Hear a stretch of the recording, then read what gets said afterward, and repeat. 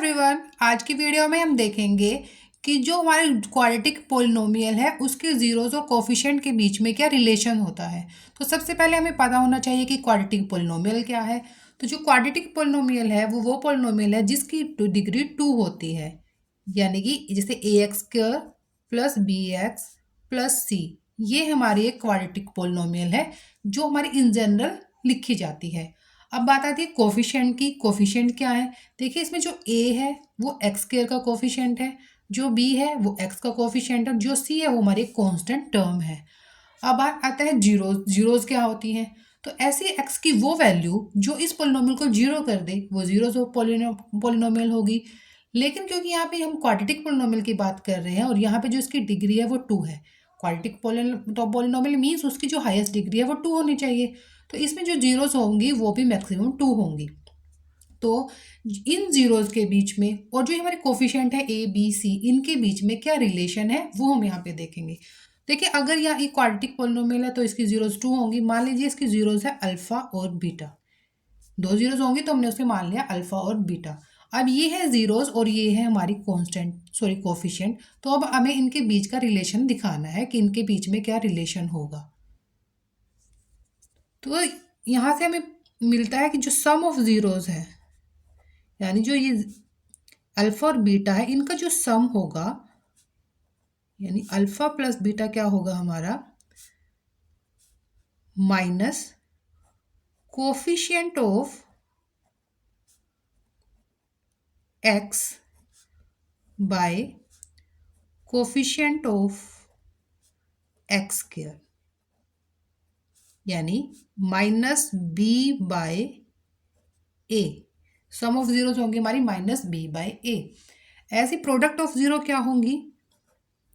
Product of zeros यानी alpha into beta क्या होगा हमारा, constant term, constant term divided by coefficient of x square.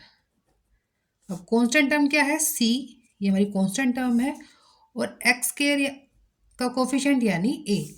तो सम of zeros होंगी माइनस बी बाय ए और प्रोडक्ट ऑफ जीरो हो गया हमारा सी बाय ए। तो अगर हमें कोई पोलिनोमियल दिया है, उसकी जीरोस दी हैं, तो हम सिर्फ उन जीरोस से वापस पोलिनोमियल बना सकते हैं कि अगर हमें किसी पोलिनोमियल की जीरोस गिवन है तो उससे हम ये फिर से हम अपना पोलिनोमियल बना सकते हैं। और अगर हमें पोलिनोमियल दिया है तो उसके हम जीरोस निकाल के उसके जो कोफिशिएंट्स हैं उनका रिलेशनशिप निकाल सकते हैं। तो इसको डिटेल में समझने के लिए हम एक एग्जांपल लेते हैं। मान लीजिए हमें क्वाड्रेटिक पोलिनोमियल दिया है x square plus 7x plus 10, ये हमारा क्वाड्रेटिक पोलिनोमियल है। तो पहले तो हम इसके जीरोस निकालेंगे।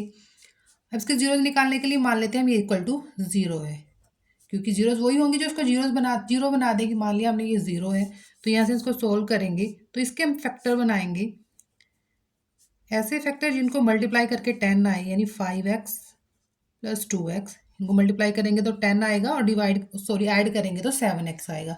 यानी ऐड करने पर ये वाली टर्म आनी चाहिए और मल्टीप्लाई करने पर 10 को जब हम एक्स स्क्वायर से मल्टीप्लाई करेंगे 10x स्क्वायर आएगा, तो उनको मल्टीप्लाई करने पे 10x स्क्वायर आना चाहिए। यानी जब हम 5x प्लस 2x करते हैं तो हमें मिलेगा 7x, और जब हम 5x को मल्टीप्लाई करते हैं 2x से तो हमें मिलेगा 5 टू ज़ 10x स्क्वायर। तो हमने इसके बना लिए फैक्टर और यहाँ पे ये बाकी आ जाएगा एज इट इज़, यानी हमने बीच वाले टर्म को तोड़ लिया। अब हम इसमें कॉमन लेंगे, जो कॉमन आएगा तो यहाँ पे आएगा हमारा x कॉमन दोनों में से, तो अंदर बचेगा हमारे पास x प्लस 5। इसी तरह यहाँ से इन दोनों में से 2 कॉमन आएगा तो अंदर हमारे पास बचेगा यहाँ से x, और यहाँ पे 2 5 ज़ा 10, यानी x बाई 5 कॉमन। तो यहाँ पे जो फैक्टर हुए वो हो गए x प्लस 2 और x plus 5 is equal to 0। तो अब ये पोलिनोमियल जीरो कब होगी? या तो x प्लस 2 0 हो, अगर x प्लस 2 0 होगा तो x की वैल्यू आएगी -2, या x प्लस 5 0 हो तो x प्लस 5 0 होगा तो मीन्स x की वैल्यू आएगी -5। तो यहाँ पे जीरोस क्या हो गई? -2 और -5। तो जीरोस ऑफ पोलिनोमियल